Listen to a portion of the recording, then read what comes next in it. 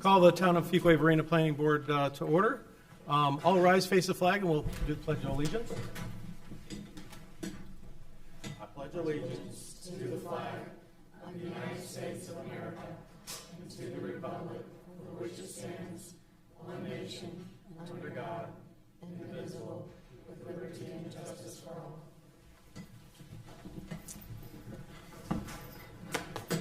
There are two adjustments to tonight's agenda that was published. The first is that a withdrawal request was made for item 3B, the zoning map amendment for Kelly J. Race BGE Incorporated, a portion of 1605 Holland Road, which was PIN number 0676104688 REZ 2021-11. The second change this evening was on the agenda is a request to table item 4C, which is our zoning map amendment and land use plan amendment. Gray Methvin, Wakefield Development, 8537 Lake Wheeler Road, portion of PIN 0689455964 REZ 2021-10. Both items will be discussed further as they are reached in the agenda. We have also, for our hybrid meeting, we'll have our planning director provide the information on how we're going to conduct the hybrid meeting, and then I believe our assistant town manager, Jim Seymour, will have some comments after that. Thank you. Tonight's meeting contains scheduled public hearings. Due to the hybrid nature of the meeting, the public will be invited to comment both in person and virtually via the Zoom virtual meeting platform. When it's the appropriate time, the chair will first call on those wishing to address the planning board that are attending in person, followed by those wishing to address the planning board via the Zoom platform. All attendees that have appeared in person to address the planning board should provide your name and address on the registration log at the podium during the public hearing you intend to speak on. All attendees that have joined the meeting virtually have joined muted. If those joining virtually wish to address the planning board related to a scheduled public hearing, they will need to notify the town host that they wish to speak. For the public's benefit that might be joining the meeting via the Zoom platform, please press the raise hand button in the Zoom app to notify the town host that you wish to address the board. Please press *9 to ring by telephone to notify the town host. After an individual has raised their hand, they will enter a queue. When the scheduled public hearing begins, the chair will ask the town host to recognize individuals that have notified the town host they wish to speak by calling out their name or the last 4 digits of their telephone number. Individuals will be unmuted one at a time and invited to address the planning board. We ask all those wishing to address the planning board to begin their comments by clearly stating their name and address for the public record. This concludes the protocol for tonight's meeting. Thank you. Assistant Town Manager Jim Seymour. Thank you, Chairman. Just wanted to give the planning board and members of the public and those that may be listening online an overall update of some of the things that the planning department and development services have been working on. Some of you, we've already talked about this, but updating our land use plan. So just a little bit of context. I think everybody understands the rate of growth that has been taking place here in town. For a lot of people, for staff too, it's exceeded a lot of our expectations as far as the rate of growth, but then also the type of growth that's coming in. What I mean by that is a lot of projects that are coming in. I'd say going back the last, 6 to 8 months are primarily heavy density or large density projects that include primarily residential or a mixed use of residential and commercial. And they're focusing on many areas throughout the entire community. But again, when we first adopted our land use plan in 2017, now fast forwarding a few years, I think everybody is a little surprised at how quickly we are growing. But with that being said, going back to probably August, September, staff decided we really need to update our land use plan. We just decided that we need to better prepare ourselves and have the tools and resources available to better advise staff, planning board, town board, and those folks in the development community who are proposing projects. Being 14 miles from downtown Raleigh and that natural progression of development from Raleigh, Cary, Apex, Holly Springs, we know the growth is coming, but we need to make sure that we are prepared for every which way to be able to meet those demands. So it's not only the rate of growth, but also the type of growth that is coming our way. So Going back to September, we engaged our land use plan consultant, the firm that originally helped us put together the 2017 land use plan, and had asked them to provide us several deliverables, and several of those deliverables will include, how does our current landscape work with the projects that are coming down the pipeline and going forward. I want to say that our current land use plan, we've acknowledged it has some holes in it. We realize that given the rate of growth and the type of growth, we need to, for some areas, we just simply need to retool. The original land use plan in 2017 and even to today and going forward will continue to provide us the overall arching community vision that we need, in addition to the guiding principles that we should follow for a land use plan update. So it's very beneficial to us, but again, as development and the way people develop, update, we need to update as well. So some of the deliverables that we're asking for from our land use plan consultant include how does our current landscape work with future development and the proposed development. Also, question the density. We as public administrators and on the public sector side may have a different definition of what density is when you're talking to somebody in the development community. In several areas of town, several heavy intersections, if you put 125 lots on 15 acres of land, how does that impact your infrastructure? And so what we've asked the land use plan consultant to do is to provide us the tools and resources needed in order to better give guidance to the development community that will help us and help them understand exactly what that density to ratio looks like. It's not any one specific type of, it's not commercial, it's not multifamily, it's not townhome, it's not single family. All those blended together, the primary concern here is density and where that is geographically located in town in proximity to existing infrastructure. So focus on this. We'll take more of a targeted approach to specific nodes and intersections throughout the community where these developments are being proposed. Again, over the last several months, we've received proposals for high-density development, and they're all within, across the street from each other. They're all within less than half of a mile or quarter of a mile with one another.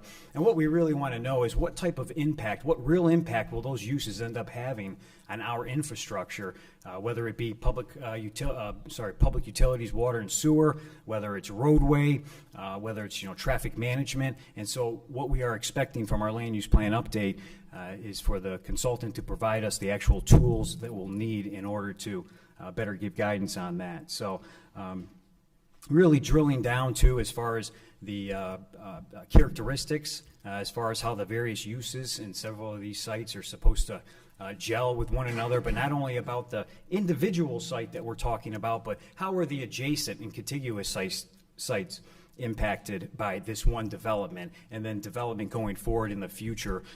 So making sure that we are armed with the resources needed in order to make decisions about the primary development, but then also the ancillary development and the impact that will have on the residents and businesses, half a mile, 2 miles down the road is very important. So what we realized is that we get one chance to get it right, because once that building is built, you get that building for the next 50, 60, 75 years. And so what we've been discussing with the development community is we are pumping the brakes. All right?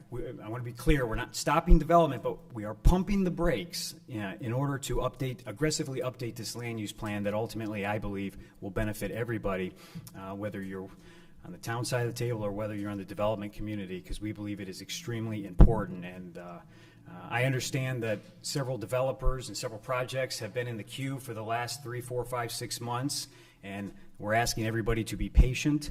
We're taking into consideration all those projects and then working with our land use plan consultant to figure out, exactly what is the appropriate blended density, what type of product, and what impact does that realistically have on our ability to update roadway, traffic, and public utilities.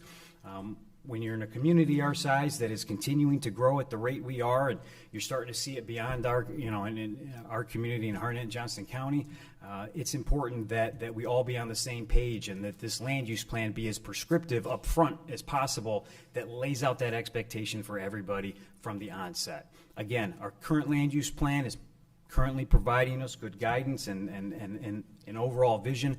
We just instead of the macro approach, we need to take more of a micro approach and, focus on certain nodes throughout the community. So wanted to update members of the planning board, members of the public, and just let them know that we are aggressively working on that. As we start to get these new tools and updates from this land use plan update, we will be more than happy to share that with the planning board and members of the development community as well. Thank you. Thank you. Okay, we'll go on with item 2A, approval of the minutes from the November 15th, 2021 Planning Board meeting. The purpose of this agenda item is to consider approval of the meeting minutes from November 15th, 2021. Has everyone had a chance to review it? And are there any corrections or changes? If not, I'll introduce a motion to approve. I've got a couple Sure. really Okay. minor things. That's fine. Page 5 and page 7. Page 5 says 4.38, should say 4.36. And on page 7 says 4.3, should also say 4.36. Did you note those corrections? I think that was it. Any other corrections or comments on the minutes? Okay, I'll entertain a motion to approve with those corrections. I'll make a motion to approve. Okay? And a motion and a second. Any further discussion? All in favor signify by saying aye. Aye. Any opposed? Okay, motion carries. The minutes are approved with those corrections. Okay. And then we go on to public hearings. This is a blanket statement. Public hearings are a time for petitioners to present requests and for the public to state their concerns and voice opinions in favor of or in opposition to those requests. At this time, okay, we already reviewed the meeting protocols. Public hearing item 3A, zoning map amendment and land use plan amendment, Dan Ryan Builders, 0 Beavis Marks Drive, and a portion of 260 Bramble Hill Drive, pin 0666567785, and a portion of 0666578973, REZ 2021-03. Purpose of this agenda item is to consider a requested rezoning map amendment for a total of 14.9 acres located at 0 Beavis Marks Drive and a portion of 260 Bramble Hill Drive from residential high density RHD zoning district, residential low density RLD zoning district, and medium density conditional zoning district RMD CZD to residential high density conditional zoning district RHD CZD, and the corresponding land use plan amendment from mixed use neighborhood MUN to townhouse community TC. Further information will be provided by staff. Thank you. I am submitting the agenda abstract and supporting documents into the official records of the town. The subject properties total 14.9 acres. 13.4 acres of which are a portion of 38.86 acres of 260 Bramble Hill Drive. The properties are currently in the town's corporate limits and are vacant and generally forested. The properties are currently zoned residential high density zoning district, residential low density zoning district, and residential medium conditional zoning district. The zoning map amendment petition requests approval of the residential high density conditional zoning district. This zoning district is intended to permit proposed residential development and existing single-family dwelling units, duplex, triplex, and quadplex residential uses, and to provide for multifamily high-density urban residential zoning lot development. The petitioner has requested only the following uses be allowed on the subject property: attached townhomes.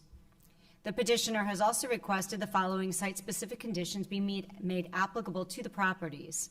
1. The extension of East Academy Street from its existing terminus east of Beavis Marks Bramble Hill Drive to its terminus west of the creek crossing shall be completed with the first phase of development. 2. The architecture, along with the neighborhood's features in the common area structures, will be traditional or craftsman style. 3.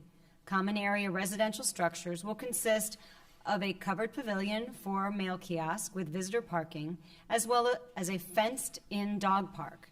The dog park will include, at minimum, a sunshade and benches, and dog activity apparatus. Examples are doggy crawl, elevated dog walk, rover jump over, or similar. Other amenities will include open lawn areas that will be HOA maintained for passive recreation. 4. All residential housing will have, at a minimum, a street-facing enclosed single-car garage. Garage doors will be painted to complement the house trim or siding color and will have either windows, decorative details, or carriage-style adornments. Garage doors shall not protrude more than 2 feet from the primary facade of any home. 5. A varied color palette shall be utilized on homes throughout the subdivision to include a minimum of 3 color families for siding and may include varied trim, shutter, and accent colors complementing the siding color. 6. Residential front entry doors will have either a minimum 25% glazing, side lights, or transom. 7. All homes will have architectural shingles as the primary roof material. Accent materials such as standing seam metal roofs may be used on accent roof features. 8. Exterior elevation shall be a combination of any 2 of the following: brick or masonry veneer accents, board and batten siding, horizontal siding, or shake siding. 9. In order to promote variation in appearance within the community, no home or townhome shall be constructed with either an exterior elevation, front facade, or color palette that is identical to any home on either side of the home, directly across the street from the home. Variations of the front facade shall include a combination of any 2 of the following: shutters, architectural projections, gables, dormers, or bay windows, covered front porch, balcony, covered entry, portico, or stoop, decorative trim, shake, cornice, horizontal trim, brackets, or air vents and windows on the gables, trellis or shed roof over the garage door. Vinyl siding is not permitted, however, vinyl windows, decorative elements, and trim are permitted. 11. The density of the development shall be limited to 10 dwelling units per gross acre. 12. Attached townhomes will consist of a mix of 3, 4, 5, 6, or 7 unit buildings. No more than 50% of the units shall be contained within a 7-unit building. 13. Within a block consisting of 6 or fewer units, no elevations may be repeated.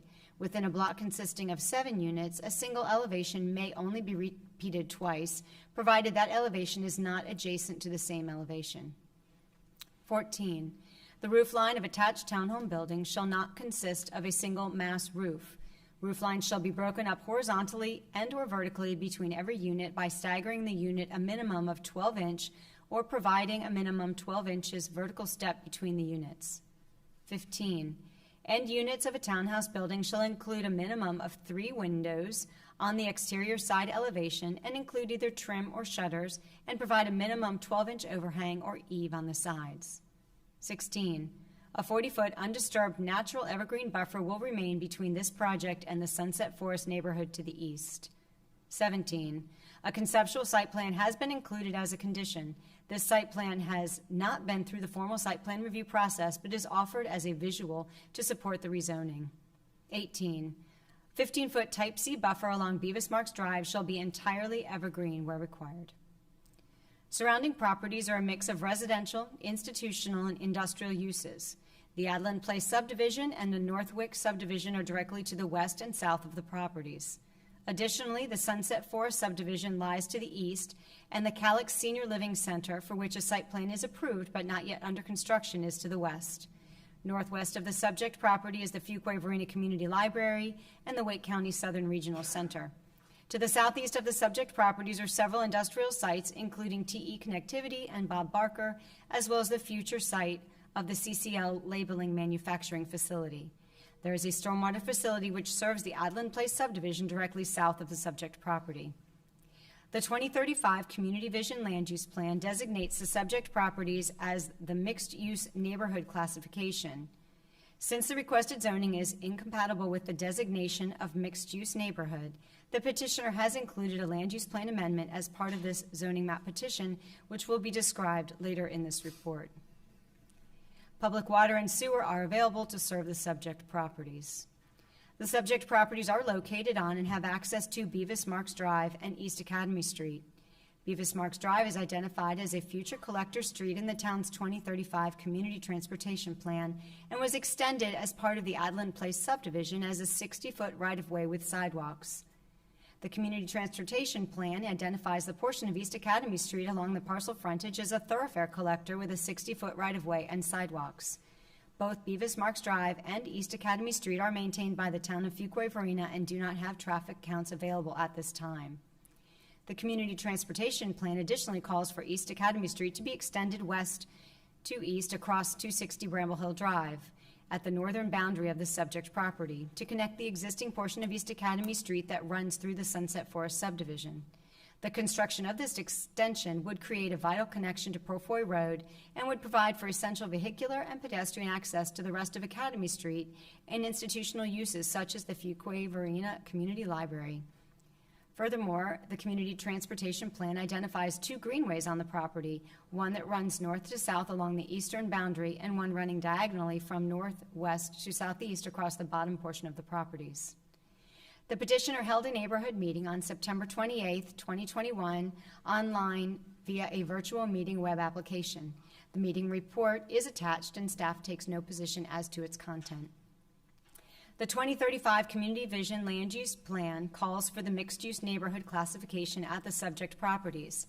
The parcels directly to the north, south, and west of the subject property are also designated as mixed-use neighborhood, but were previously rezoned and developed as medium-density residential, Adland Place subdivision.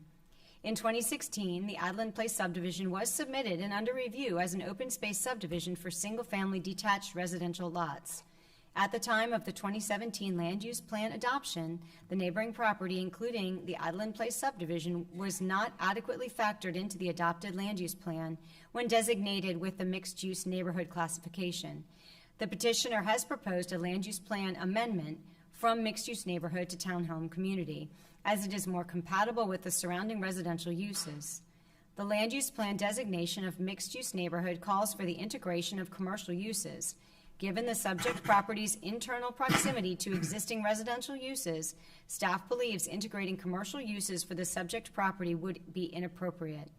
Townhome community is land typically formed as a neighborhood for single-family attached homes with uniform housing densities. They provide pockets of greater residential density in a suburban landscape, often in locations transitioning from commercial and office land to large lot and small lot residential land uses. Typical densities in a townhome community range between 6 and 10 dwelling units per acre.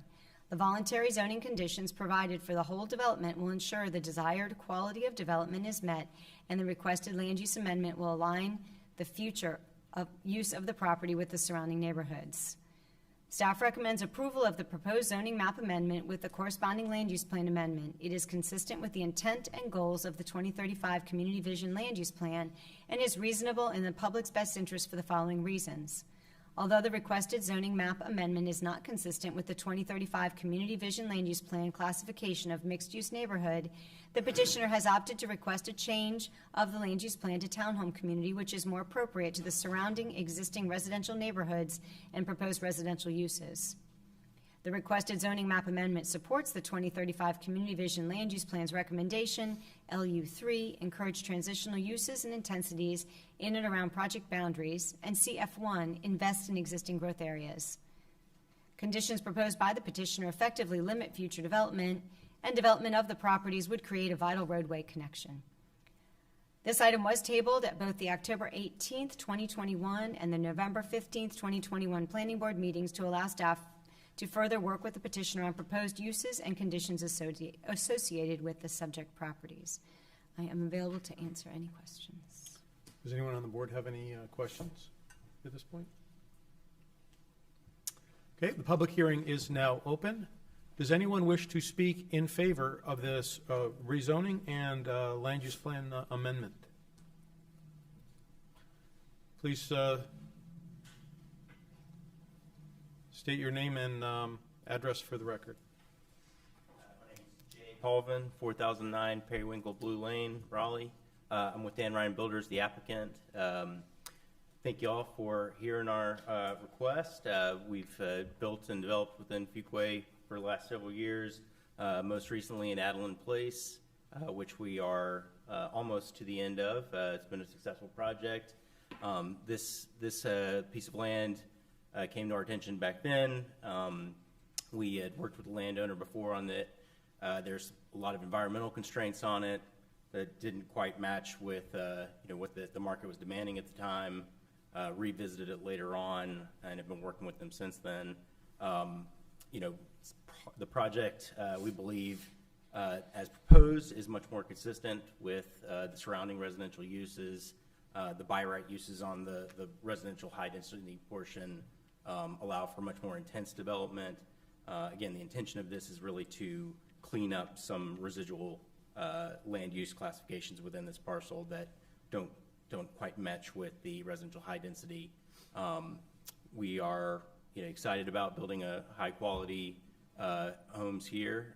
We think it's going to provide an excellent extension of Academy Drive, which the town's looking forward to, and would have a big benefit to the rest of the town as a whole.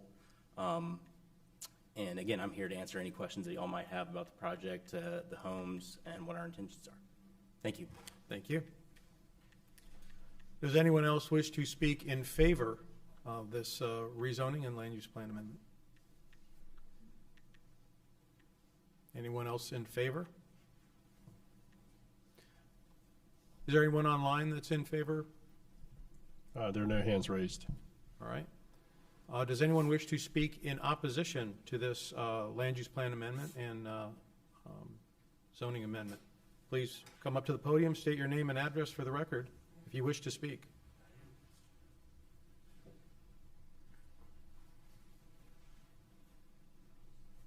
Hi, how you all doing? My name is Ed Kaptarowski, and my wife and I live at 236 Bevis Marks Drive in Adeline Place. Disappointed that planning recommended approval of these plans. After tabling the issue twice, the scope of the agenda was greatly expanded and the agenda was not posted till Friday night. Not fair. We had no documents in the neighborhood meeting. We had one sheet in the town mailing. Now we're flooded with documents, so not sure exactly what the scope of this hearing is. It seemed to be broader than what it originally was. There's no mention in any of this paperwork that Adeline Place is a 55-plus community. The lots are all sold, so it means nothing to nobody that it's 55-plus. To add insult to injury, they call the townhome community Adeline Place Towns. There's a large sign at the corner of at Academy and Mellor that says Adeline Place 55-plus single level living. Their phone number is 844-LIFE-455. Makes you think that maybe it's a HOPA age-restricted community. HOPA is Housing for Older People Act. DRB, Dan Ryan will tell you that the 55 plus is just a marketing ploy. How is a senior citizen to know? Under HOPA, a builder must make sure that the senior units are distinct and separate from homes being sold to the mainstream market. Apparently, a non-HOPA 55 plus community does not provide the same protection. I can tell you that a lot of us bought into the idea that we had some protection built into our 55 plus community. When we asked about the parcel in question, we were told they're wetlands, no need to look there, nothing to see. Dan Ryan has been very successful in marketing Adeline Place as a 55 plus community. My neighbors in the 16 homes on Bevis Marks Drive have an average of 1.56 residents per household. The average age is well north of 55. I've made no attempt to try to calculate that. We all bought with the idea of spending the rest of our healthy lives here. It is not just until we save enough money to buy what we really want. What they are proposing here is trying to mix oil and water. DRB will tell you that the townhome community has less homes than Adeline Place, 79 versus 92, and will generate less traffic than Adeline Place. None of that data is applicable. As DRB points out, 79 townhomes is less than the number required to do a traffic study. But the brunt of the traffic from the townhome community will be felt by the 16 homes on Bevis Marks Drive.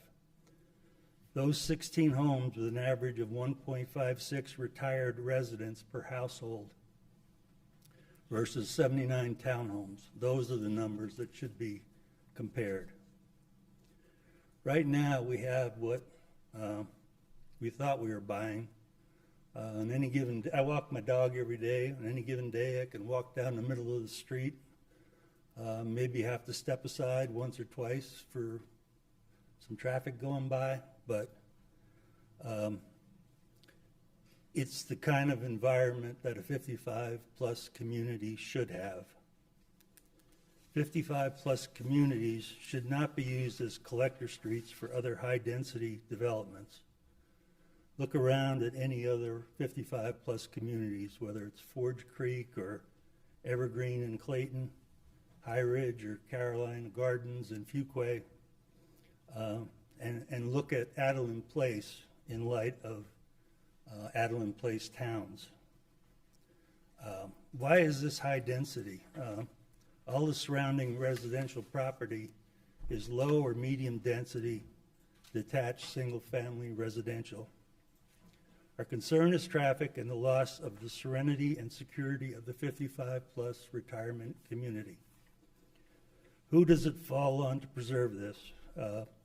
My conversations with Dan Ryan tells me that they are not interested. We need your help. There may not be a legal imperative, but we ask that you help us do what is right. Thank you. Any questions? Thank you. I'll provide a copy of this to planning and ask that You they... provide it to the clerk, please. Can I email it? It's scribbled up. Does anyone else wish to speak in opposition to this rezoning and land use plan amendment? Please state your name and address for the record. Absolutely. Hi, I'm Sharon Henderson. I'm a realtor, and I'm sorry. Excuse me, we're trying to, excuse me? Oh, Thank you. I'm Sharon Henderson. I'm a realtor, and I have lived in Northwick for 26 years. I've been one of your neighbors before. Yeah. I am against the rezoning from high to high density. From I believe it's medium density right now, and I'm unclear as to why they want to do this. It's close to, of course, a water retention area, and also there's a 100-year floodplain that's not far away as well. I want to go on record also and state that our neighborhood was not notified at all concerning that this was going to be going on. And of course, the neighborhood across through the woods, they're going to be affected, but I think Northwick subdivision is going to be more affected than anyone else because of the water. Also, I want to mention to you guys that I think you should notify people along the creekways because it's an impact for us, anything that's going on upstream. So since Adeline Place, and forgive me, since it was built, the way that our neighborhood is handling water, there's been enormous changes. So right now, rainfalls of just above ½ inch. Water is rising to what it was during Fran and Floyd. We're being washed away. So what happens when the next Fran and Floyd hits us with 8 inches of water? Because you guys are routing the water to us. Who's going to take responsibility for it? Will the city take responsibility for it? Because you've engineered this. So I regret that I was strapped for time and I was unable to really take this on and do even more research. Because I didn't have that chance. But I did speak to a lot of my neighbors and they're also very concerned and they're alarmed. You see, with each rain, the water's not going into the groundwater like it used to. No, it's the roofs, the roads, the sidewalks, the patios. It's going into our water system. It's going into the water retention pond also, which is overflowing and flooding the backyards of our homes. I'm sorry, I'm emotional over this. It's troubling. I've lived there for 26 years. So I'm not so concerned about traffic. I'm now concerned about human lives. It's no longer safe for our kids to play in their backyards. And my children, they were able to play back there. Veronica was too. They can't do that anymore. Because the velocity that the water is passing through there and coming across those mossy banks, it is slick. It is a hazard. It's a hazard for our children. And I'm going to tell you right now that I've seen wildlife go down that, and they can't keep their head above water. And if it's a child, that child's not going to be able to keep their head above water. And I submit to you today, I'm not so sure an adult could either. So it's very concerning. So, Ed, if you recall, the house that was to the left of you, they now have a 5-foot sinkhole in their yard, and their children can't even go into their yards. And they contacted the city, and the city has done nothing. They did not take that on. It's not their problem, they say. This didn't happen until Adeline Springs was built. And I have video of the water coming down Beavis Marks Road, going into those people's yards and washing it out. It's a 5-foot sinkhole. And who's going to take care of that? No one. The city's not going to take care of it. It's very troubling. So I want to ask a question of Dan Ryan. So when you do impact studies, who pays for that? Is that paid for by the city, or is that paid for by you? Excuse me, this isn't a Q&A. Oh, okay. I beg your pardon. I apologize. So I'm going to say also, I'm going to touch on something that Ed touched on. I went forward and I went ahead and I called Steve Branham's office with the Department of Transportation and inquired as to how they value a townhouse. And a townhouse is valued the same way that a single-family home is. So it is considered 8 trips a day. So if you do the math, what Adeline Place is looking at as far as additional traffic on Beavis Marks, they're looking at 600 new cars a day. That's a lot. So I want to thank you all, but in the big scheme of things, I'm not as concerned about traffic as I am about human life. I think that is a problem. I'm also in the process of writing a letter to the state. I want to make them aware that this is going on so that somebody will be held responsible if there is a loss of life in our neighborhood on Kenneth Creek, and for that fact, any neighborhood that's being overran with water. So thank you so much for hearing me. I am passionate about this. It's very alarming and upsetting. Do you have any questions for me? No? Thank you. Thank you. Does anyone else wish to speak in opposition to this land use plan amendment or zoning amendment?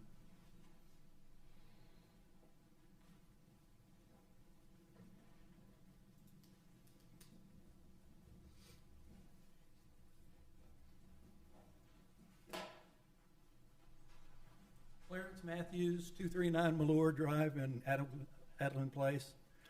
One of the things that's been touched on a little bit but hasn't been covered a lot is the retention pond that's going to be built here. The neighborhood my wife and I just moved from had 2 retention ponds for a neighborhood about the same size. They weren't done properly. They were turned over as part of the turnover of the neighborhood to the HOA. And I can tell you who's responsible once you own it. It's the HOA. They're now looking at possibly thousands of dollars per family in order to go back and fix these ponds correctly and get them up to code.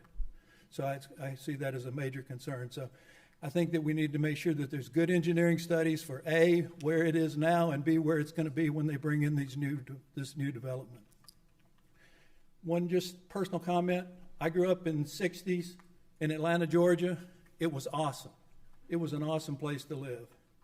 In 1983, my wife and I moved here from Connecticut because the Raleigh, Cary, and Holly Spring area reminded me of Atlanta. It was an awesome place, and it has been. And I just ask you to be real careful where you take our city, because I wouldn't live in Atlanta now, and I don't want this to be a place down the road that I don't want to live in. Thank you. Thank you. Does anyone else wish to speak in opposition?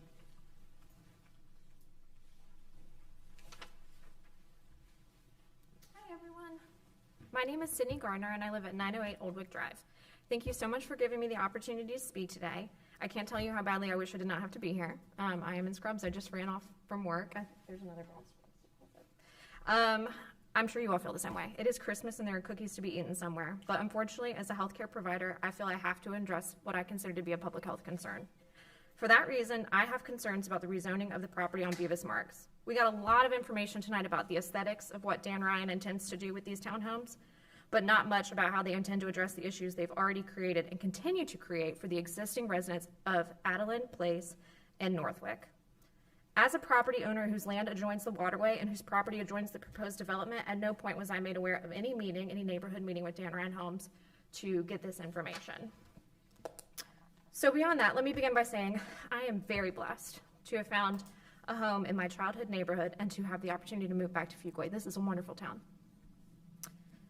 I have very fond memories of playing in Kenneth Creek, which is behind my home, with my friends from the time I was 5 until I was probably about 15. I was too old to be in the creek. I was still in the creek. I had hoped that one day my future children and my neighbors' children would be able to grow up the same way, spending summers by the creek. Unfortunately, Kenneth Creek is no longer the creek of my childhood. After we purchased the house, it became very apparent that the creek had become a threat to public health and I fear human life. What presents on a dry day as a peaceful, tranquil creek quickly will turn into a raging rapid with as little as 0.7 inches of water. At 0.7 inches of water, it is almost guaranteed that my backyard is going to flood. With areas of the creek bed as deep as 5 feet and the speed and ferocity with which the water flows after such little rain, it is nothing short of a public health hazard. While the overflow and flooding of the creek is a concern for our property, I am not here to talk to you about that today. Instead, I cannot help but think about the worst possible situation. My neighbor's child is nonverbal autistic child. His greatest joy in life, one of his only joys in life, is playing in that creek, being outside. It is my fear that he or the other young children in my cul-de-sac could find themselves in over their heads, literally. While such a tragic event seems difficult to imagine, it happens all the time over this country. You can Google it. Retention ponds, creeks, children drowning. As previously mentioned, I did grow up with this creek. I saw it after Fran. I saw it after Floyd. It took on roughly 8 inches each time. I saw it after Matthew. It had 6 inches in it. The flooding that has been seen then is on par with what we experience regularly now since the development of Adeline Place with only 0.7 inches of water. I had wanted to show a video tonight here. I have multiple videos, but I was told it would be impossible, so I'll be emailing that video to all of you. It's also available on the petition that we have to stop this rezoning. In speaking with my neighbors about the issue that we were noticing, we learned about the issues that Northwick as a whole has been facing with water since the development of Adeline Place. Flooding on Beavis Marks Road was a tremendous issue for our neighbor in June of 2020. One of our neighbors, which Sharon already mentioned, had a 5-foot sinkhole appear in his yard and was told that he was on his own regarding addressing the situation. More neighbors contacted the city about flooding of their street and their property and were told that the water was going to be rerouted into the retention pond, which feeds into Kenneth Creek. I am concerned by the town's lackluster response to the issue Dan Ryan has already created for residents and fear that future high-density development will only exacerbate current issues and we will be met with the same sink-or-swim attitude from the town. The rezoning of the land in question on Beavis Marks and Bramble Hill to high-density means that there could be a significant increase, and will be, in hardcore stabilization and impermeable surfaces, causing more water to head into the creek and therefore more water into our backyards. My husband and I have discussed what our lives would look like if this issue is not addressed or allowed to worsen, and we have decided that if we were to have children, we would need to sell the home that we love so dearly, as we feel that it is currently simply not safe for children on our property. Speaking up against this change is my best attempt to protect my neighbors' children and their property. I hate that this meeting was pushed off so many times because there were many more concerned neighbors who had intended to be here the past 2 times this amendment was scheduled, but unfortunately we find ourselves here during the holidays while most are out of town. We do have a petition active that we will be submitting to the board signed by over 50 of our neighbors.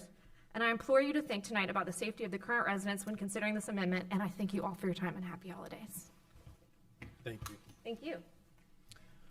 Does anyone else wish to speak in opposition to this zoning map amendment and land use plan amendment?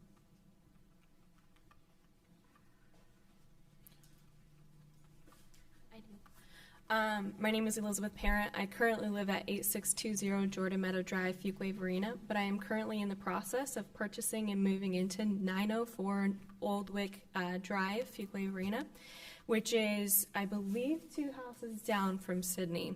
Within the past 24 hours, this situation came to my attention, and I was able to dedicate some time, and in addition to homeschooling my 3 boys, working for Fuquay-Varina Family Law as a legal assistant, and selling my house and purchasing a new one. So I reached out to a few people and spoke around town. In addition to reaching out to the county,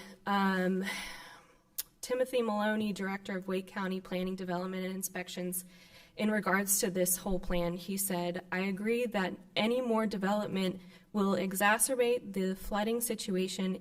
Inquiries to their stormwater division should be centered around what measures will be put in place to control runoff from the new neighborhood. So when I look at this plan, and I spoke with Charles Phillips with the Stormwater Division. What I wish was in an overlay in this was the flood hazard soils. A lot of Bevis Marks Drive, a lot of that southern portion of that connecting to Old Wick covers over flood hazardous soils. Now, when we had our home inspected last week, in the home inspection report, there is active water flowing underneath the street, directly north of the home. It's coming from underneath the street and actively flowing towards the home. If you would like a map, I can show you a map of exactly some points of interest in regards to the hazardous flood soils, the retention pond, Sydney's house, the house I'm buying, the faulty culvert at Bevis Marks Drive and Old Wick Drive, in addition to Commissioner Harris's home. He also lives in this neighborhood. That's my concern, is in regards to this plan, the intersection, if you look, the bottom intersection, it makes a cross.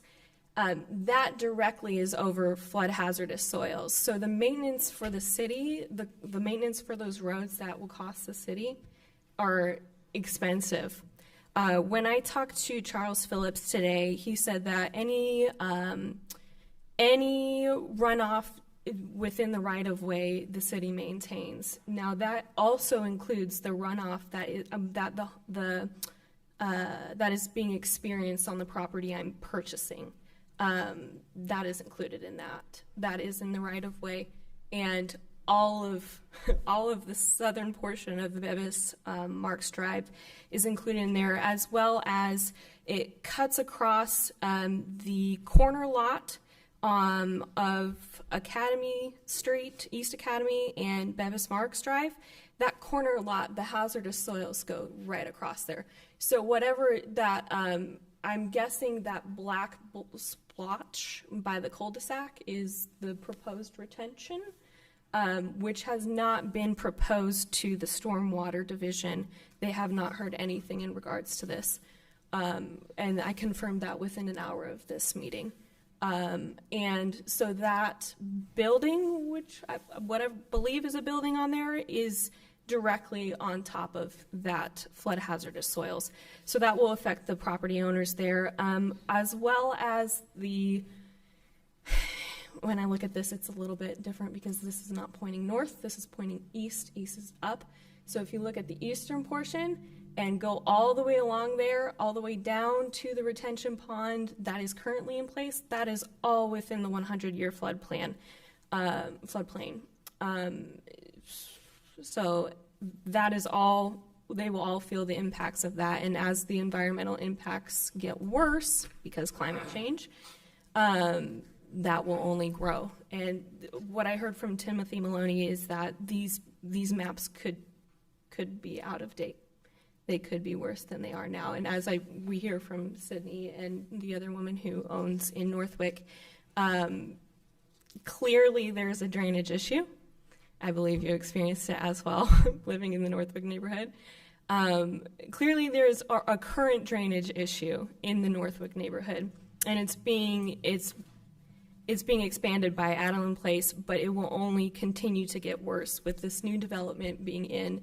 And the concerns regarding how many cars will be on that drive over those roads that are on hazardous soils, that's not good. In addition to the public safety concerns regarding children in the neighborhood, in the Northwick neighborhood, and the flow of that river, my son is developmentally delayed, and he's about 7 years old, so that is a concern for me, as my property will back up to Kenneth Creek. There's fence, thank God, and I am a parent. It's not just in the last name, so I understand how tragic, the process of tragedy, I really do. And it takes a second. It takes a second of your eye not being on your child for tragedy to occur. I am concerned. I am too when it comes to children. I'm very passionate, and I'm concerned for children, the health and safety of children, public safety in general, the impacts of our home values, and the impacts to our property and the damage that it either has caused to homeowners in Northwick or the increased damage it will cause if this neighborhood is built at a high density capacity. And I would recommend that you stick with low density, if not just a park would be great too. But yeah, that's my spiel and sticking to it. Thank you. But yeah, have a wonderful night. Thank you. Does anyone else wish to speak in opposition to this zoning map amendment and land use plan amendment? Do we have anyone online that wishes to speak in opposition? Yes, sir. We have a few hands raised. Ben, please unmute your mic. Hello, can you hear me? Yes. Yes. Okay, thanks. Hi, everybody. So my name is Ben Garul. I live at 702 Old Wick Drive in the adjacent Northwick subdivision, and I've got a lot of the same concerns that have already been spoken about tonight. Our backyard is adjacent to the Kenneth Creek, and we've experienced several high flood scares in the past. The worst by far was Hurricane Matthew in 2016. The water came up to the back of our porch with a substantial current running through the backyard. We typically experience several floods every year where it reaches up to our raised shed, and it is just something that we've worried about ever since we've lived at this property. With the building of Adeline Springs, it seems like the speed and the intensity of the rain that pushes all the water downstream, it definitely increases it decreases the time it takes for our backyard to flood, and it pushes the water up further than it used to during regular, smaller volume rainfalls. So I have very serious concerns about the development of the property on Bevis Marks to a high-density housing where all of the ground would be hard-packed, everything would be asphalt or concrete, and then they would try to push it all downstream to Kenneth Creek. It is a significant increase of risk to our property's value and, most importantly, to our family safety. We have a brand new daughter. She loves to run around in the backyard, and it's just something that, so my worst nightmare for her to slip and fall in when it's raining or something like that. And it's just not something that I ever want to happen. So that's the main reason why I'm here tonight, to appeal to everyone involved with this to take this seriously, and if this is approved, to take the development upstream, to seriously consider all of the risks and make sure that the engineering proposals are designed to handle the 100-year floodplain disaster, which is clearly marked on the plan that was provided by the developer. I also have been reviewing the 100-year floodplain maps that have been provided by FEMA, and those floodplains are reaching up to our property, and any development upstream, which would push more water, is, again, like I said, just an increased risk to my property's value and the safety of my family. I think previous speakers have said that they weren't too concerned about traffic. I am concerned about traffic just based on my use. I know since Bevis use or Bevis Marks is connected to the Northwick neighborhood, I find myself going up that way and then up to Honeycutt and to try to avoid some of the traffic that aggregates around Judd and South Main Street. And I know that with a high density housing, I won't be the only one. I think that having a lot more traffic around the location of the police office and its new location on Honeycutt is a recipe for disaster. The police office should have good access to all of the main thoroughways in the city, and if there's something preventing them from getting into or out of their office, and that puts the public at risk. And I was also really happy when I heard about this to begin with. So, I was never notified that these plans were being made. And it is something that has definite impact to my property and my family's health. And I really wish that there had been greater outreach at the beginning of this proposal, and we had more opportunities to interface with the developer in a Q&A. So that's all. Thank you very much for your time. Happy holidays. Thank you. I would request that anybody else who wishes to speak in opposition, I think we've covered the drainage issue pretty well here, so we don't need to rehash that. Is there others that are, let the next one come on. Yes, Sierra, please unmute your mic.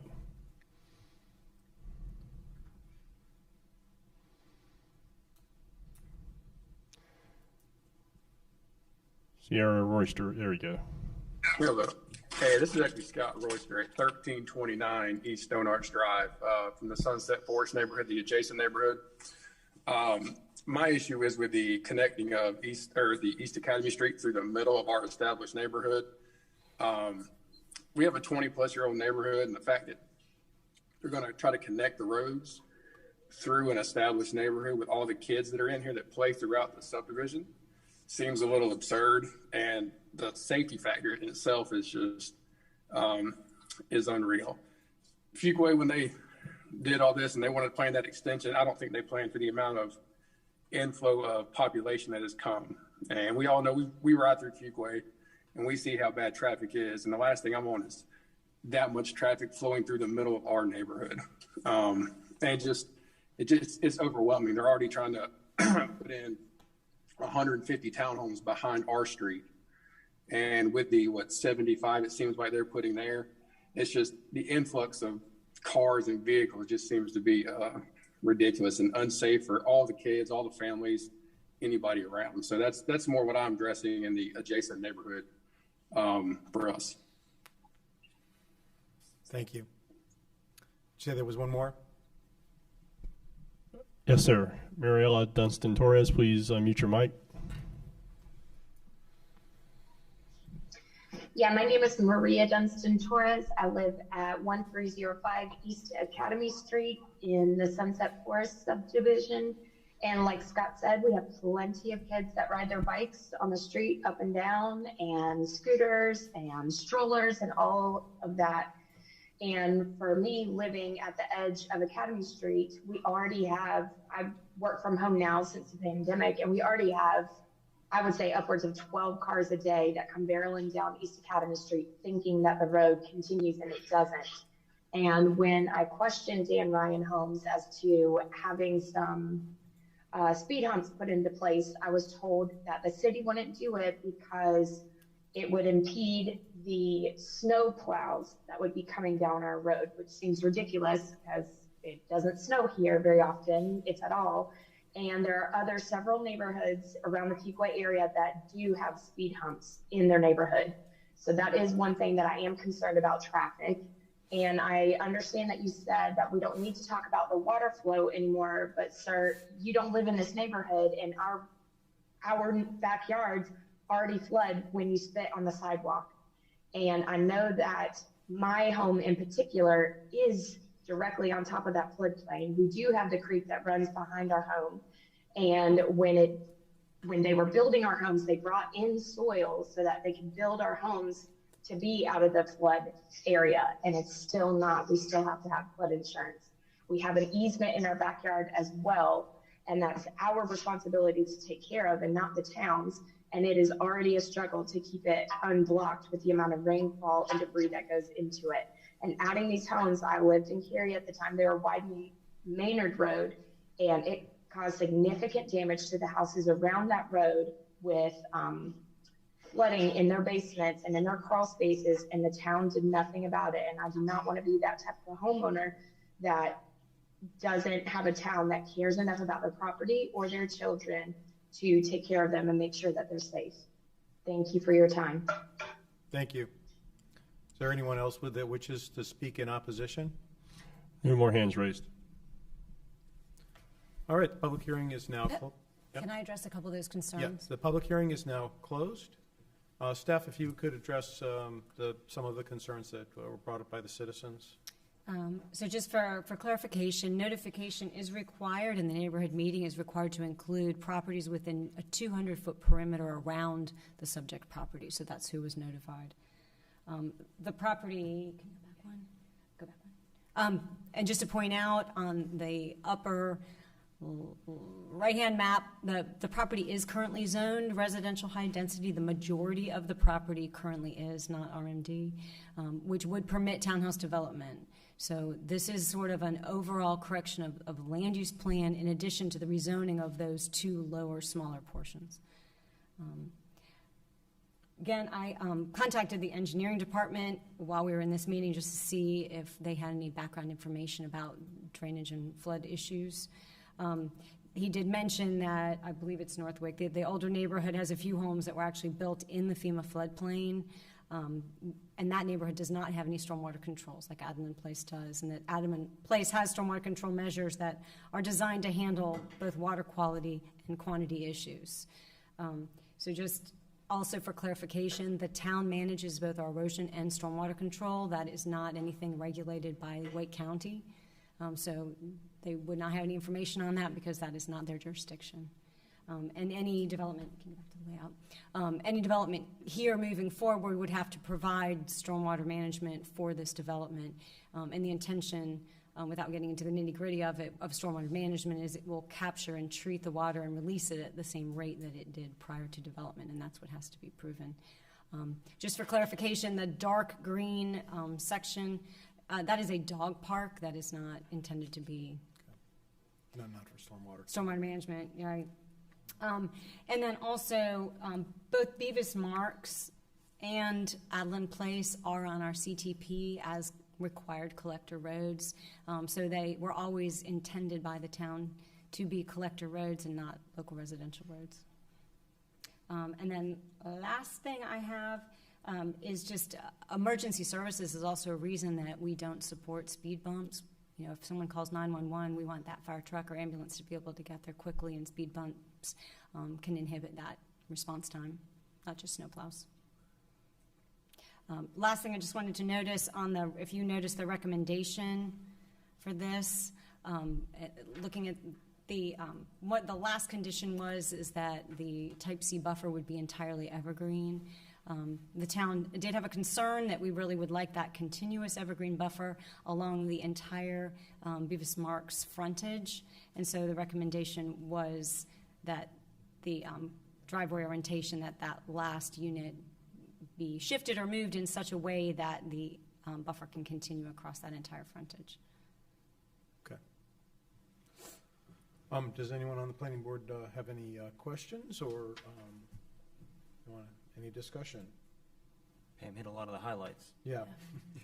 The only other thing that Pam hit most of all the points that I wanted to address, and the only other one is that someone did mention that we tabled this item a couple of times, and the reason for that is because we wanted additional information. We wanted to really physically be able to see what this development would look like and where potential roads would go, and so that we could be able to make a better informed decision about our request tonight. Pam, do you have any idea how much of this area is already high density? Because, I mean, I think there's this misnomer that they're trying to rezone something to a higher intense use. But to be fair, right now, they can pretty much do what they want to do right now, no matter whether we approve a rezoning or not, on Yes. most of this site. Yes, I mean, the yellow really section- what we're getting out of this, if we approve this rezoning, is some conditions to make the aesthetics of it look a lot more than what we have the teeth to do in our ordinance.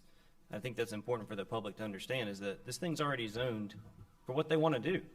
So there's not really a lot of teeth to be able to say no to something when they already have the right to go build it right now.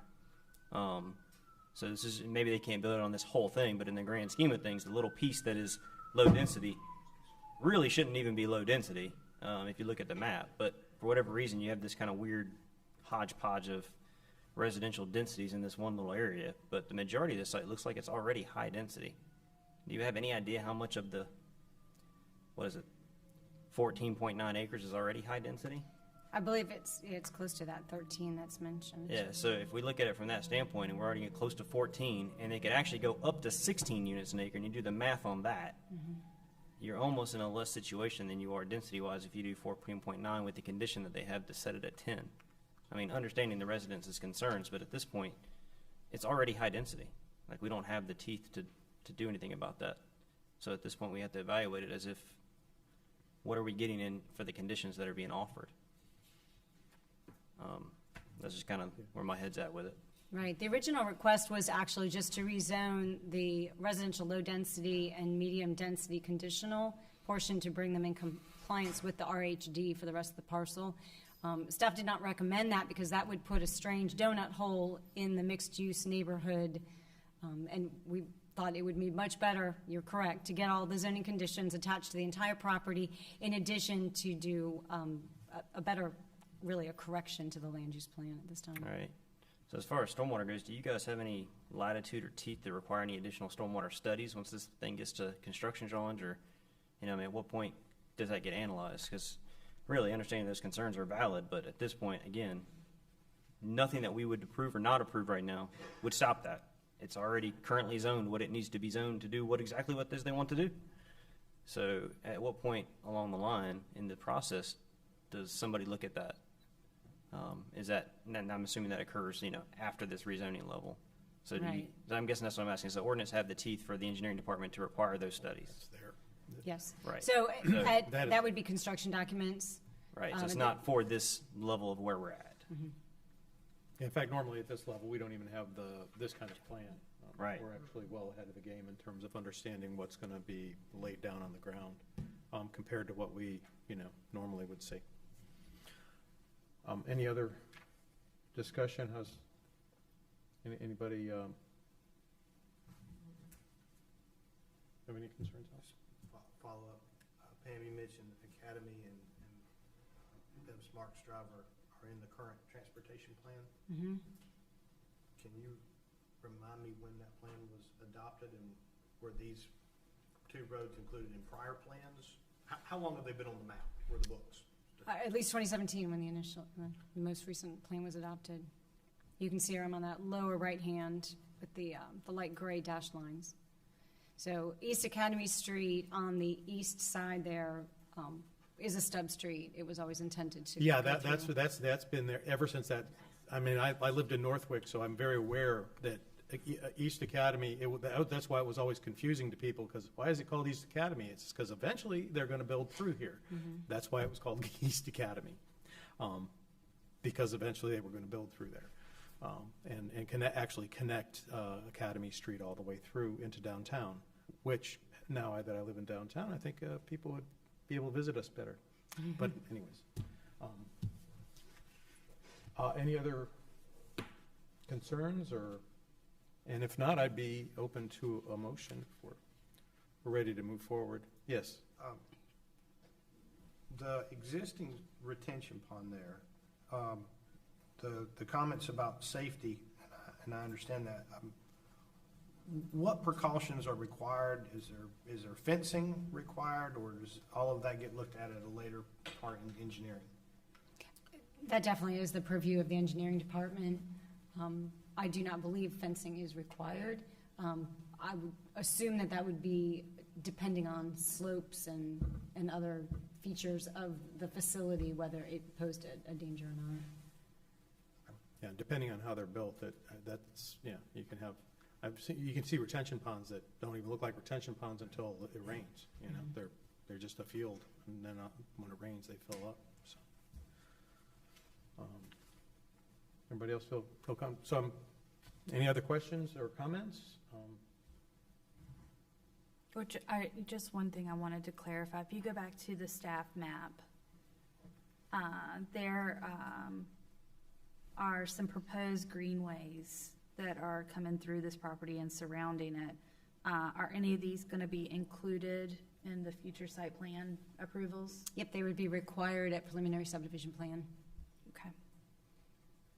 Just like the CTP, they don't have to follow this exact track. It kind of A to B, as long as they go through the property in some. That was one thing I noticed was missing from the plan, was because it clearly would have to almost go through or around, I mean, it's got to be built into that development somehow to be able to accommodate those greenways coming through.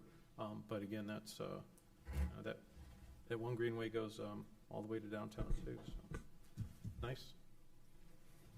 Mr. Chair, you Yeah. mentioned the item had been tabled several times. Remind me, we only notify property owners for the first No, we did. time, or is No, it notification every month? It's on the agenda? Anytime No. it's on, isn't it anytime? They was just advertised the first time. And then they're expected, if they were interested, they would have come and They'd seen that it follow was up. tabled, or followed that it was tabled and followed it. So that original notification would have gone out when? September? Okay. And I think, and with the 200 feet for that seems kind of small in general but that's by statute? Okay, so that's what the statute requires. Okay.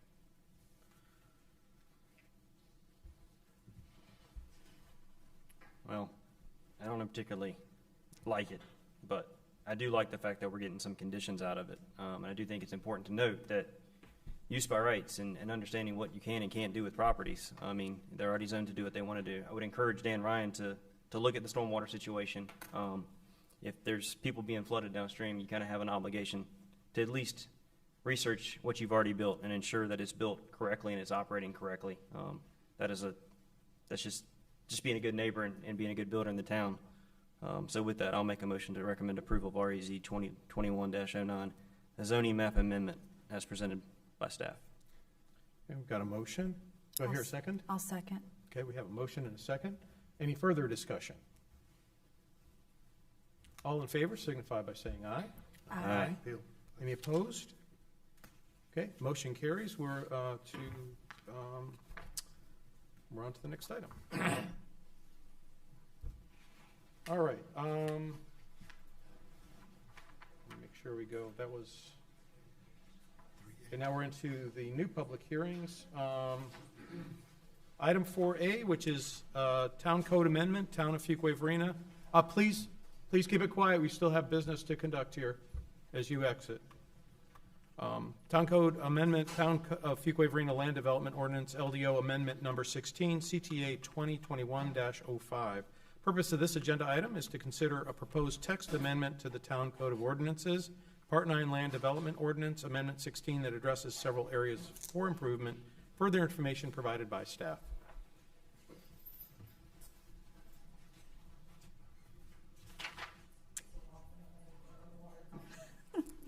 Thank you, Mr. Chairman. Good evening, Board. I'm presenting the agenda abstract and the supporting documents into the official record of the town. Town staff and the community have gained significant experience using land development ordinance since its adoption in December 2016, and a better understanding of its intent and proper function.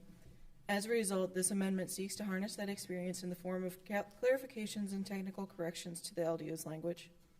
The proposed changes are as follows. Section 1, Article F.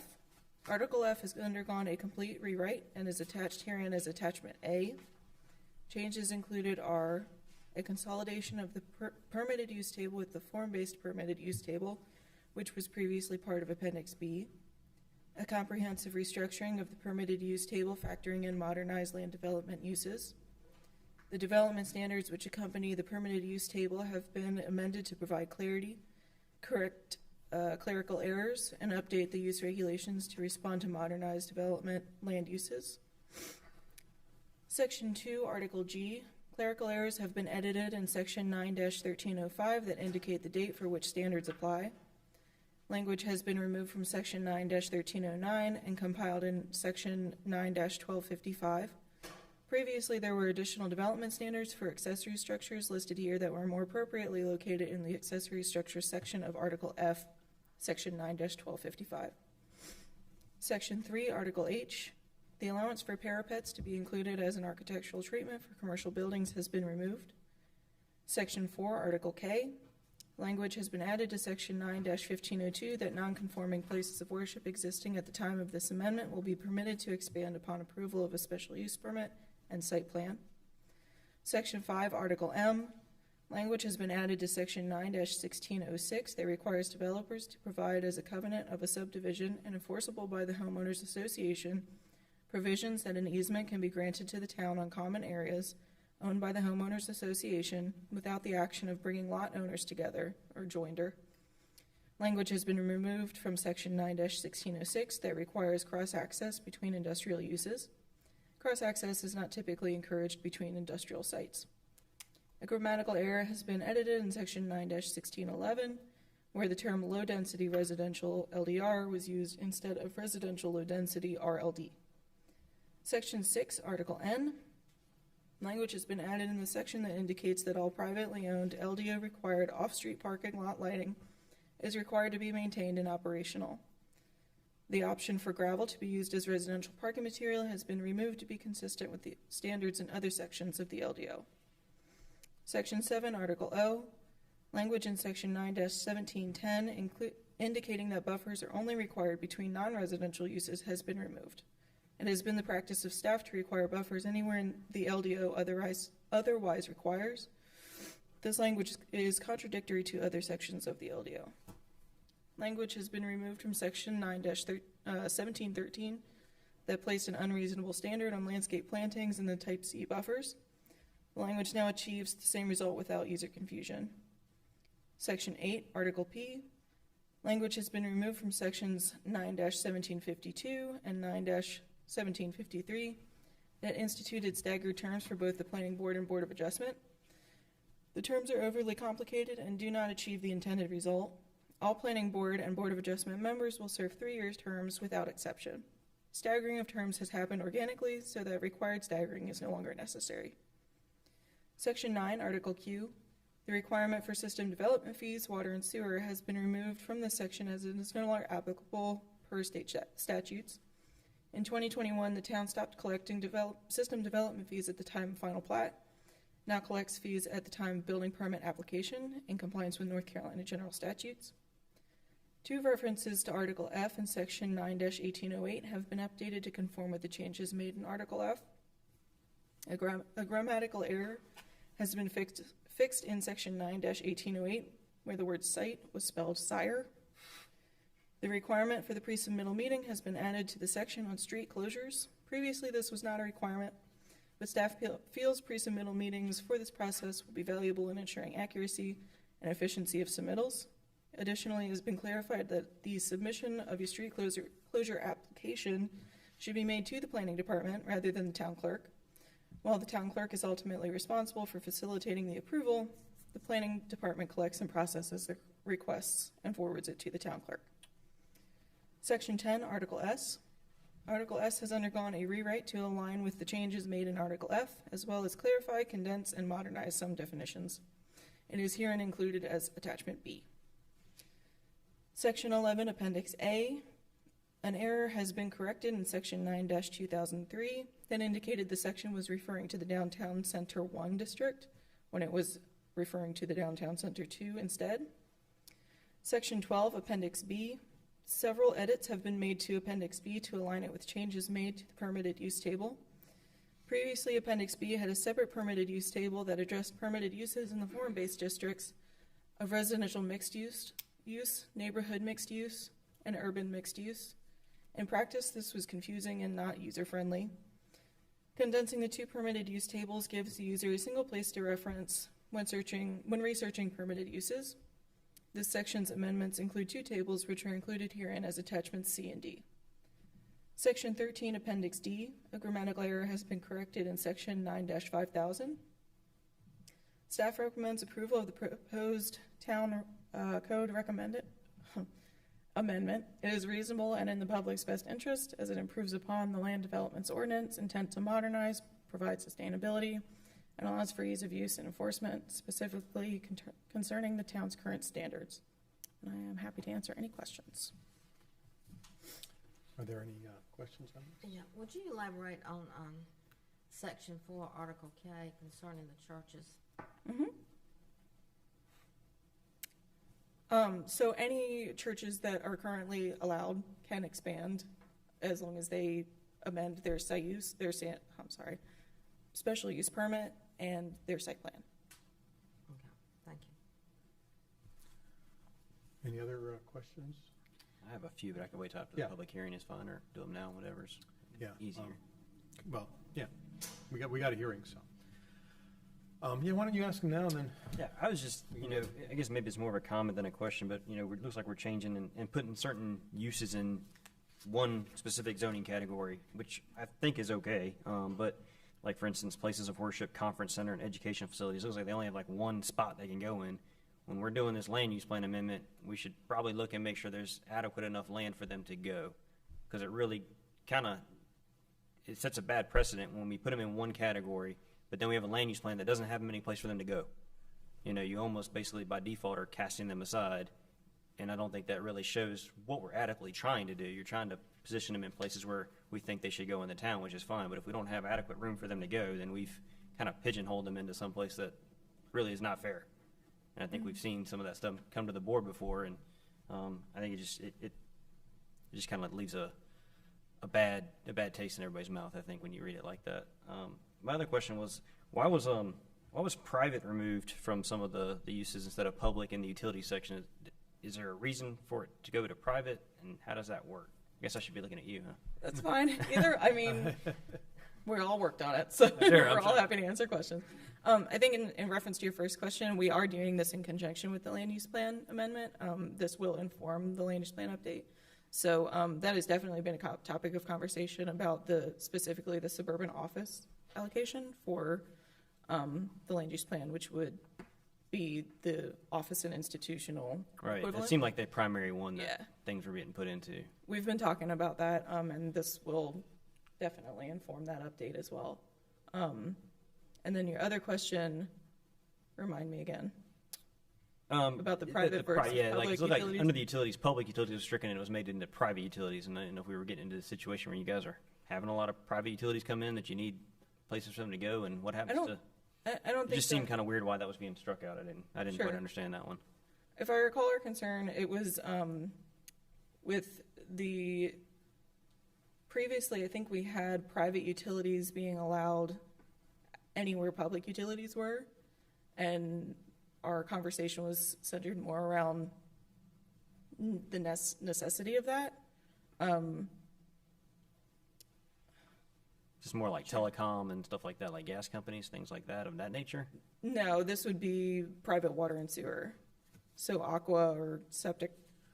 You guys are having a lot of private water coming in? We have some, right? Well, we have Some. So the real designation was to give the town public utilities really carte blanche, that we want to be able to serve everyone whenever we need to serve them. So if you look at the codes, basically it allows that public utilities can go everywhere. Right. And private utilities were already limited before. So I think it was really versus we're not narrowing private as much as we were expanding public in this context. Okay.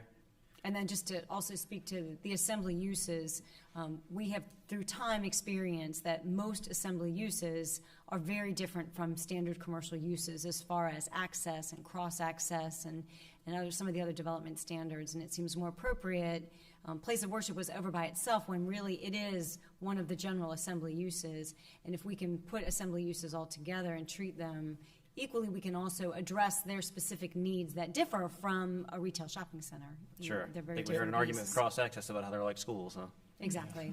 Yeah, Which and schools are also in O and I also, Right. for that very same reason. Yeah, and I think for that reason also, I think I don't have that land use concern you do, because we're going to make sure that we have room for schools and auditoriums and cultural, all the other items on there, as well as places of worship. So any place where people need to gather, we would have opportunities for them in the land use plan, because that actually, in my view, probably, ensures that there's more available. Right, I think just making sure we have that in there, Yeah, no, I agree. If we don't make sure there's enough room for schools. It doesn't make sense to zone something and then, but you can't put that zone in the town. We do have to, but I don't think there's as much risk here because of the other, because all of them together really means that as a town, we need to, make a spot for them on the land use plan.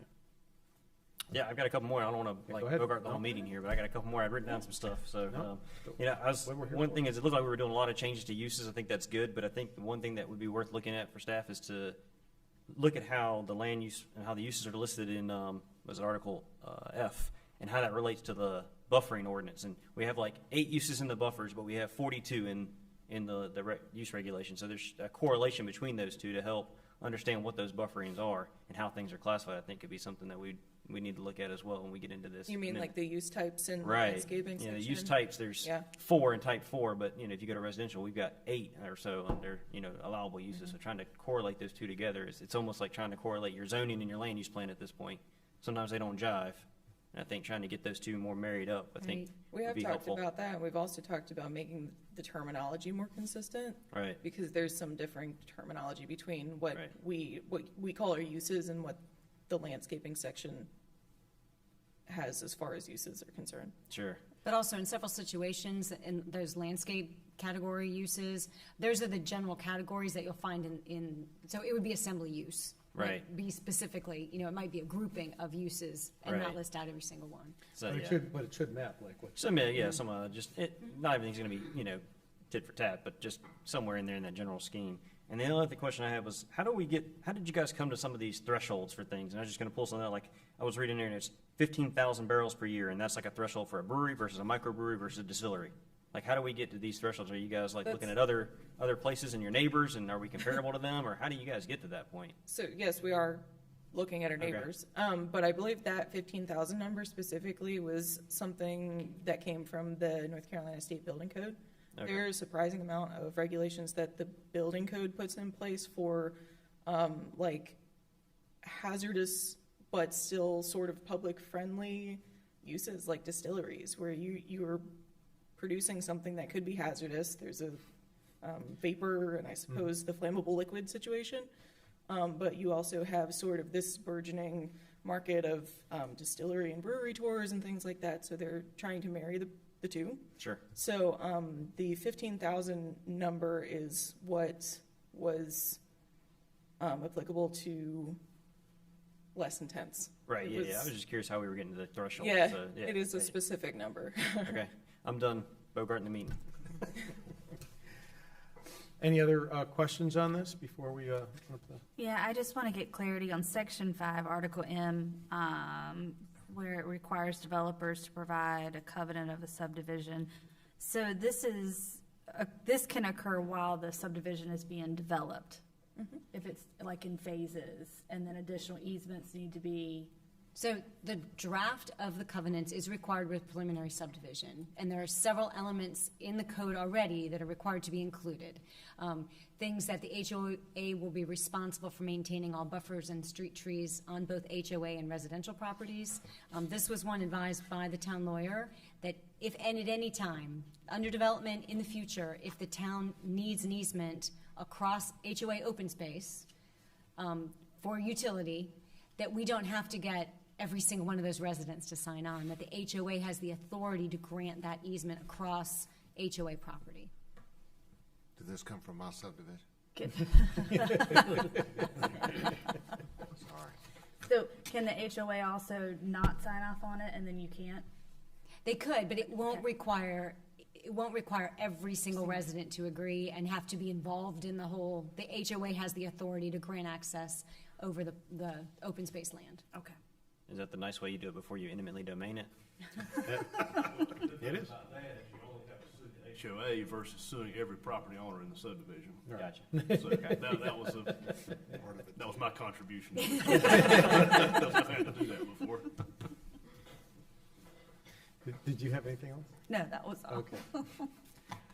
Anybody else? Okay. And just a note, I'm going to go back to item 3B, which I inadvertently skipped on the withdrawal. I mean, we talked about it, but we need to deal with that. So it was so short, I just jumped right over it. Okay, we're going to go ahead and open up the public hearing. Public hearing is now open.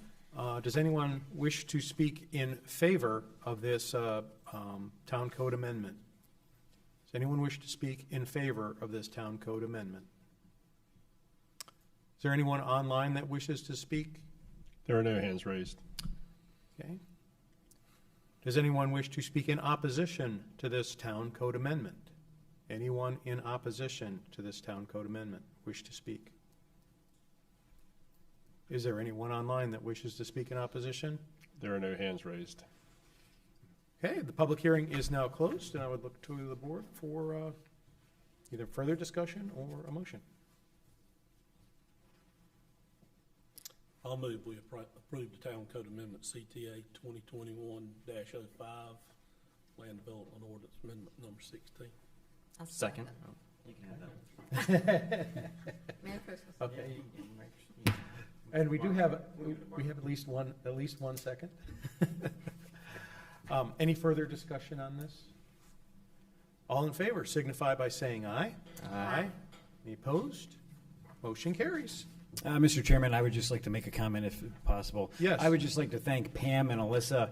We, myself and the town manager worked with, the four of us worked on this, but I can tell you it was very much Pam and Alyssa that spent a lot of time and a lot of hours working on this, so we very much appreciate it. Yeah, and well, this is like the the duck on the water. You presented it; it was very smooth. Obviously, we all, you did a lot in here, and we did have some questions, but it was very clear the homework had been done in putting this together, and which is what we come to expect. But this one I know was particularly challenging.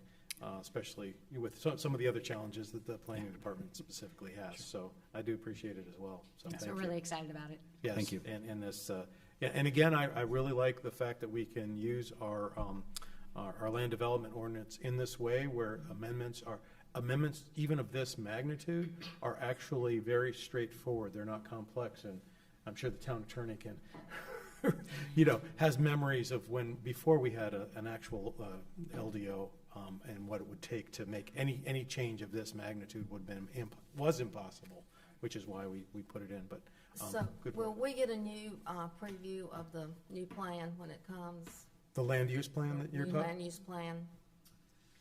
Yes, our goal is, and what we plan on doing is presenting publicly to the planning board, with the updates, and then ultimately it would go to the town board for final approval and adoption. Right, and this is just from my understanding of what you were saying, the land use plan is an update. Normally, if we do a whole, like we did when we did it last time, we kind of, because we were remapping the entire town. Correct. In 2017 or whenever it was we did that, we were mapping the entire town. So we had a lot of involvement, public workshops and other things. This one is really just an update to clean up a lot of those little things that we need to update because of the time that's passed and some of the changes that have happened. So That is correct. Hopefully, we'll be able to see it, but, and again, I don't expect nobody's expecting wholesale changes. We're expecting refinements, but we understand those are challenging as well. Yeah, explaining the updates and how it impacts development is what we plan on presenting. Yes. Wonderful, So thank it's a good question.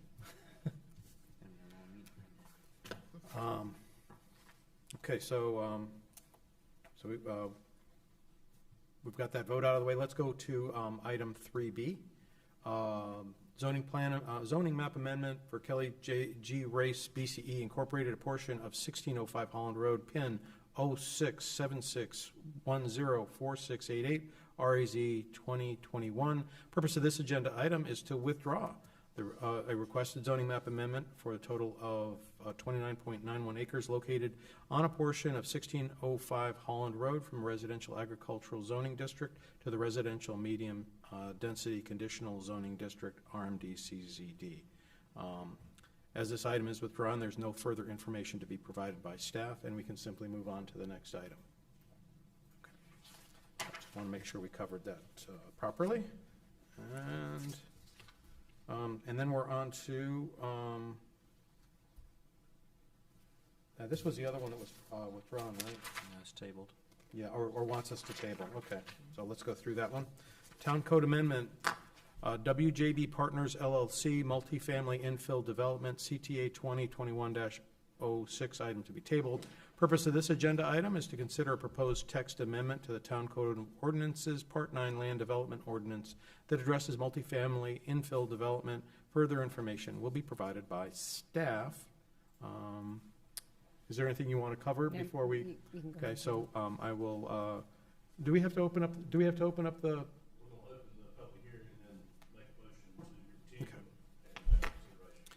Okay, the public hearing is now open, and I will entertain a motion to table. If somebody wants to. So moved. Okay, got a motion. Yeah. January 11th. Oh, yeah, that's right, because in January we moved it up. Okay, January 11th. So it's tabled. We have a motion to table this item to the planning board meeting of January 11th, 2022. Do I have a second? Second. Motion and a second. Any further discussion on this one? All in favor signify by saying aye. Aye. Any opposed? Motion carries. Okay. 4C. 4C. Zoning map amendment and land use plan amendment, Gray Methvin, Wakefield Development, 8537 Lake Wheeler Road, portion of PIN 0689455964, REZ 2021-10. Purpose of this agenda item is to consider a requested zoning map amendment for a total of 35.49 acres located in a portion of Lake Wheeler Road from residential agricultural, RA zoning district, to planned use development, PUD zoning district, and the corresponding land use plan amendment from mixed use neighborhood, MUN, to mixed density residential, MDR. Further information provided by staff. So this is another one. You are welcome to just open the public hearing and table. Okay, so we'll just go ahead and this one was requested to be tabled as well. I'll make a motion to recommend tabling REZ 2021-10. Let me open the public hearing. My fault. I got overzealous. You're helping me though. The public hearing is now open. And now I'll make a motion to recommend tabling REZ 2021-10 to the January 11th, 2022 planning board meeting. Got a motion. Do I hear a second? Second. Okay. Any further discussion? All in favor signify by saying aye. Aye. Any opposed? Motion carries. And, all right, now we're on to, public hearings are now done. So we are on to other business. Item 5A, preliminary subdivision plat, Providence Oak subdivision, sub PR 2021-05, Mitchell, Seymour, and Davison. The purpose of this agenda item is to consider a preliminary subdivision plat submitted by CE Group Incorporated for the Providence Oak subdivision located at 1408, 1409, 1420, 1501, 1520, and 1524 Rogers Road. Further information will be provided by staff. Thank you. I am submitting the agenda abstract and supporting documents into the official record of the town. The submitted preliminary subdivision, Providence Oak subdivision, is located at 1408, 1409, 1420, 1501, 1520, and 1524 Rogers Road on 103.609 acres in the residential medium-density conditional zoning district. There are a substantial number of conditions associated with this rezoning that have previously been approved. I will enter those in with the abstract unless you would like me to read them all. That would be fine. Thank you. The preliminary subdivision plat proposes 281 single-family lots, meeting the standards for open space subdivision developments. The minimum required lot size permitted is 6,000 square feet per approved zoning conditions. The minimum lot size provided is 6,000 square feet with the average lot size of 7,629.5 square feet. in compliance with the zoning conditions mandating 3 lot sizes. 140 lots, or 49.8, will be a minimum 6,000 square feet. 72 lots, or 25.6%, will be a minimum 7,500 square feet. And 69 lots, or 24.6, will be a minimum 9,000 square feet. Following the 25% open space requirement for subdivision developments, a minimum of 25.068 acres of overall open space with 5.014 acres of common green is required. There are 33.438 acres of overall open space with 5.380 acres of common green provided. Vehicular access to all 4 phases of the subdivision will be provided via Rogers Road. A continuation of Bellevue Manor Drive from the adjacent Geneva subdivision will provide additional access to development's Phase 4. Rogers Road is now a local street and currently a 60-foot right-of-way with 2 unpaved lanes. Per approved zoning conditions, this development will be responsible for paving Rogers Road from the intersection of Angier Road to the Harnett County line. Sidewalk, curb, and gutter will be added along the project frontage. This development is also responsible for right-of-way dedication and construction of the interim cross-section of the future Fuquay-Varina Parkway in 2 locations, north of Phase 1 and south of Phase 4. The subdivision will provide 3 stub roads in the contiguous Phase 1 and 2, 3 stub roads in Phase 3, and 1 stub road in Phase 4 for future connections to the site. The current carrying capacity of Rogers Road is 10,500 average daily trips. Traffic counts for Rogers Road are unavailable.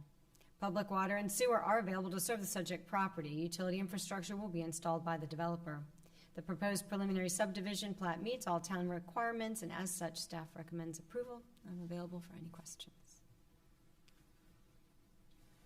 Any questions? Any concerns? The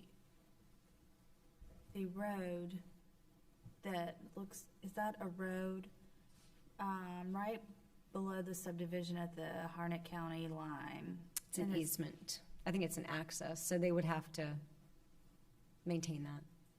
Okay. And that's not going to continue across the county line? I think it's already there. That's all existing. That's all existing, Mhm. okay.